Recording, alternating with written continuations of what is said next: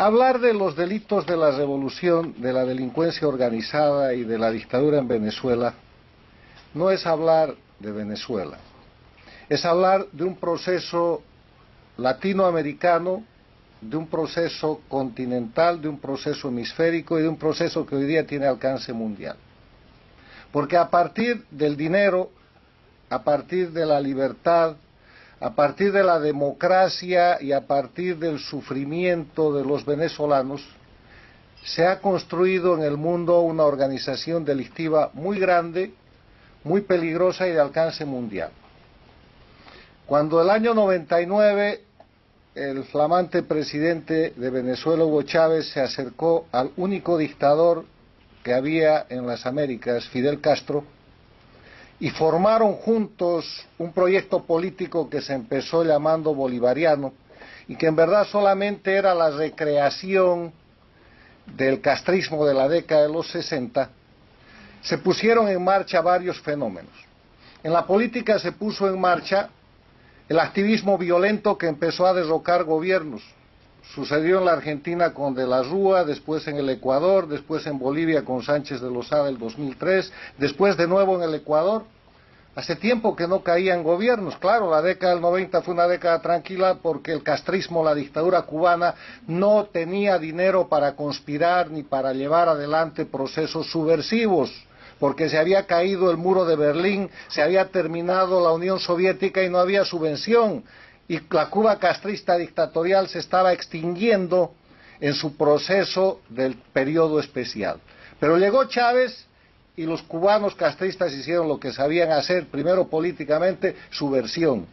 Segundo, pusieron en manos de Chávez el proyecto de la expansión de la revolución castrista en las Américas y reemplazaron el foquismo por el electoralismo. Y con el dinero de Chávez, de los venezolanos y el discurso populista, se apropiaron de las herramientas de la democracia y empezaron a ganar elecciones, entre comillas, para tomar el poder y a partir del poder destrozar las democracias con los instrumentos de la democracia. El primer ejemplo fue Venezuela. Chávez juró sobre la moribunda Constitución, hizo su constituyente y ese fue el principio del fin, porque empezaron a hacer legal lo inconstitucional, empezaron a hacer constitucional lo ilegal hasta legalizar el crimen e institucionalizar a través de lo que yo llamo leyes infames como normales y regulares acciones verdaderamente criminales. Pero eso no se detuvo en Venezuela. Se expandió por toda América y casi que tocó a Estados Unidos. Recuerden ustedes a Chávez promoviendo y otorgando dinero, combustible, petróleo y recursos en el Bronx de Nueva York, en estados de los Estados Unidos, o expandiéndose como ha logrado expandirse con un partido en España.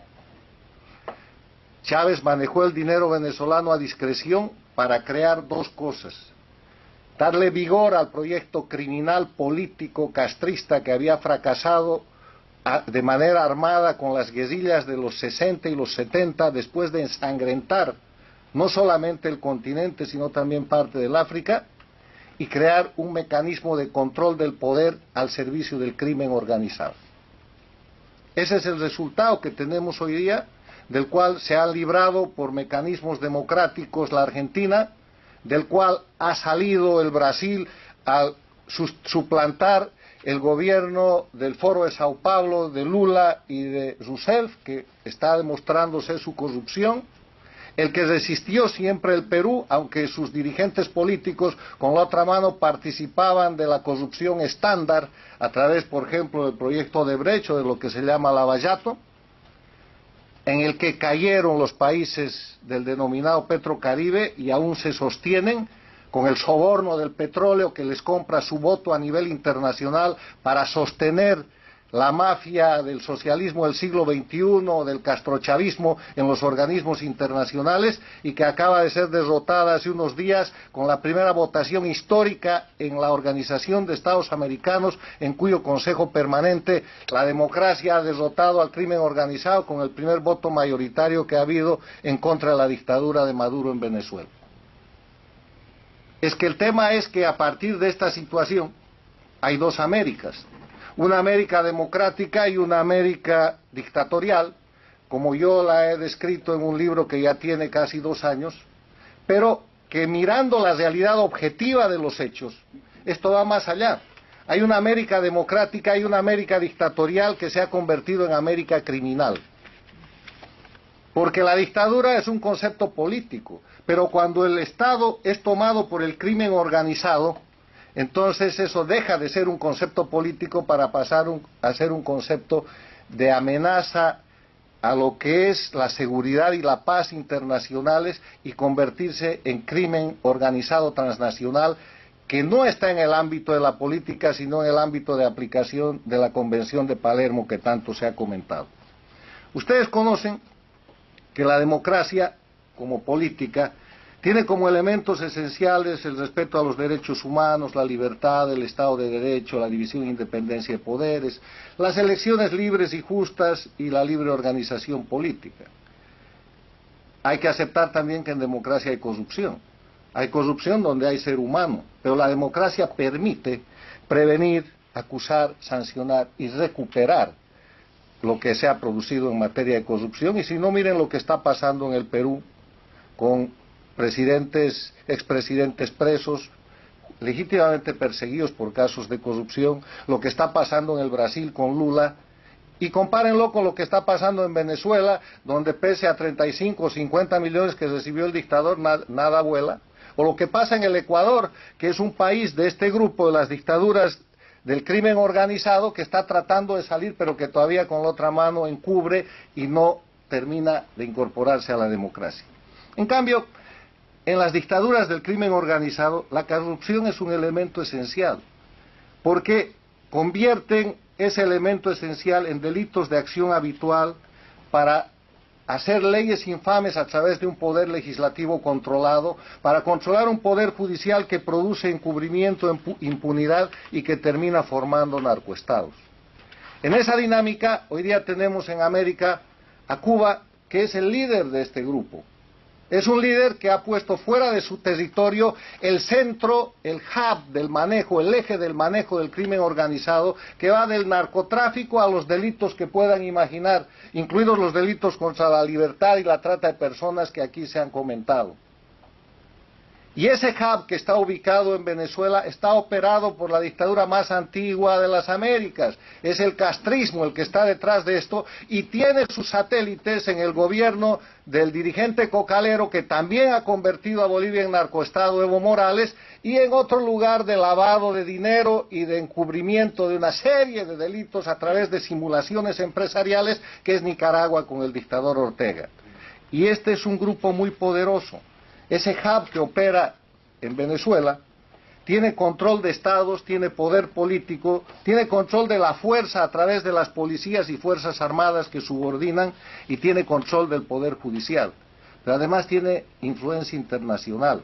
El peligro internacional es que tienen gobiernos aliados, dictaduras como Corea del Norte, países interesados en el discurso antiimperialista o en la acción contra la democracia más importante del mundo, que son los Estados Unidos, como Rusia, Irán y otros países. Votan juntos en los organismos internacionales y tienen bloques que permiten a Cuba llegar a la Comisión de los Derechos Humanos de las Naciones Unidas, o que permiten a Bolivia formar parte del Consejo de Seguridad y presidir el Consejo de Seguridad. Atrocidades que ponen mecanismos de los organismos internacionales más importantes en manos del crimen organizado con propósitos de encubrimiento y con propósito de sostenimiento. Controlan grandes lobbies. Tienen oficinas de relaciones públicas, pagan los mejores abogados, aprovechan los mecanismos del sistema de la democracia norteamericana para ejercer asesinato de reputación contra la gente que tiene el valor de denunciar estas dictaduras, y ustedes lo pueden ver día a día en la prensa, en las páginas web y en los mecanismos que utiliza la dictadura y que puede comprar, porque tiene control de medios de prensa directo y tiene control de medios de prensa indirecto. Es una mafia en control de estados y es una mafia con gran influencia internacional. Termino con una reflexión de que frente a este peligro tan grande, ¿qué se puede hacer? Primero hay que considerar que que son un grupo de delincuencia organizada en declive. Eran mucho más poderosos hace 5 años, ahora están en decadencia porque están en evidencia. El primer consejo es entonces denunciar, ponerlos en evidencia. Valiente gente como la que me ha precedido en el uso de la palabra, Castro Cando, la señora Pacheco y la señora Petit, no solamente son investigadores, son héroes de la democracia a los que hay que respaldar y a los que hay que ayudar para incentivar a que haya más como ellos.